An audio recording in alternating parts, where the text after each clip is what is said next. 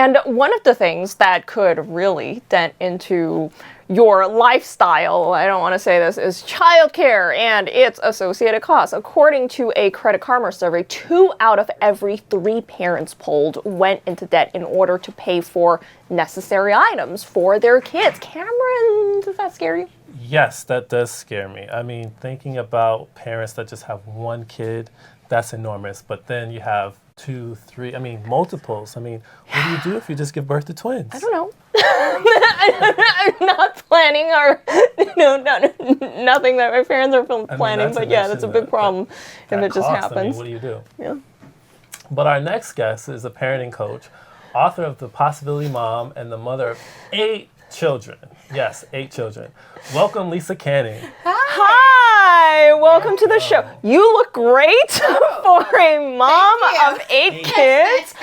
Were you and your hubby prepared for the sheer work and costs of raising all these kids? First of all, they come one at a time normally, right? Yeah. So you do have some time to gain experience and learn things.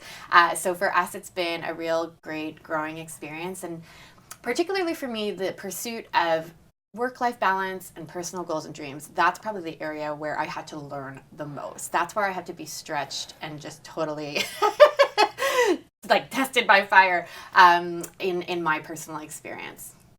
Well, you did a good job in saving us some time, and you put it all in one book. So tell us about The Possibility Mom. So The Possibility Mom is my brand new book where I talk all about how to pursue your personal goals and dreams while being a great mom at the same time. And it all came out of my literally epic failure at balancing work and family life. I had all these dreams in my heart. I wanted to pursue my interior design career, but at the same time, I was never seeing my husband. I was never seeing my kids. My health was failing.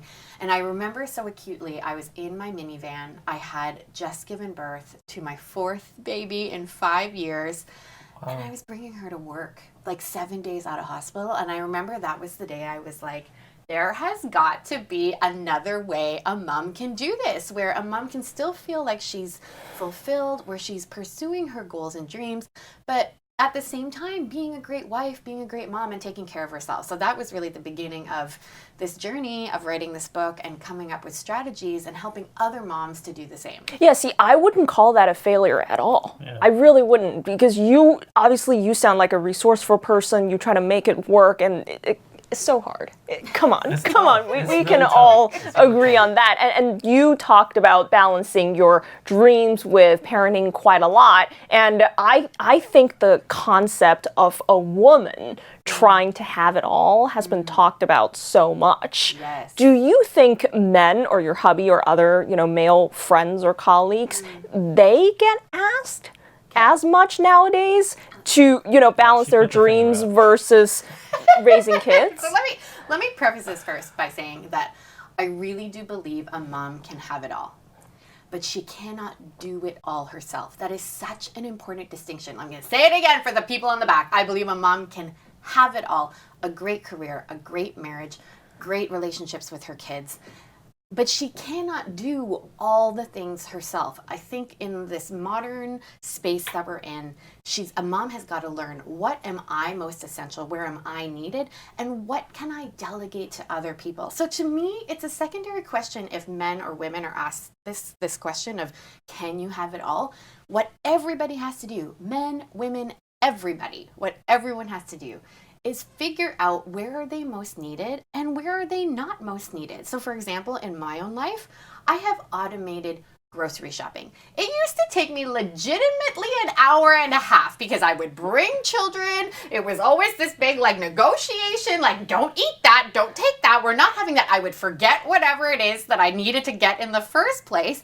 Now I automate my groceries by pulling out my car with my kids in it, and somebody puts them in the back of my trunk and I've bought them online. It takes 15 minutes as opposed to an hour and a half. These are the ways that we need to get ninja strategic about how we use our time. Time and energy are finite.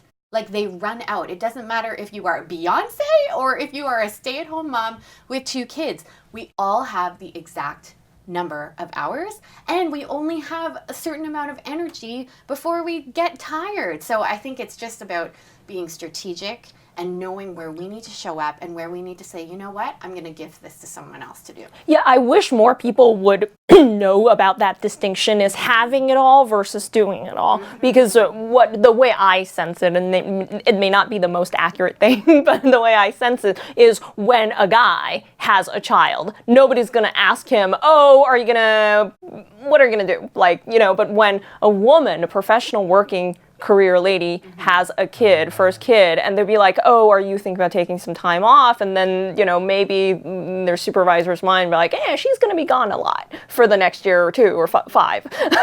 Whatnot, right? So I wish other people can understand this distinction too, that as a mom, you can delegate if you have a good partner and, sufficient amount of resource. But even if you don't, I think everyone can come up with ways to delegate. Like looking at your community. The way that we used to live in the past is very different than today. Today, people go home to their literal concrete boxes and they sometimes shut the door. They don't know their neighbors. Their kids don't know people in the building. Whereas in past time periods, people lived and played and worked and did household chores together.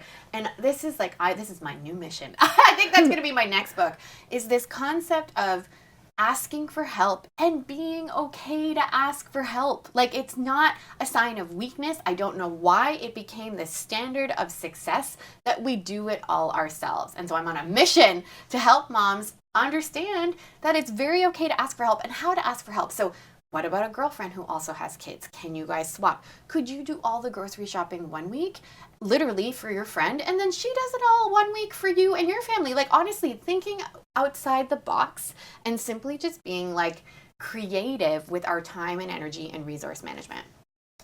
It's interesting how you say the notion has always been you can have it all but not at once. But I really like your approach as to saying you can have it all but ask for help.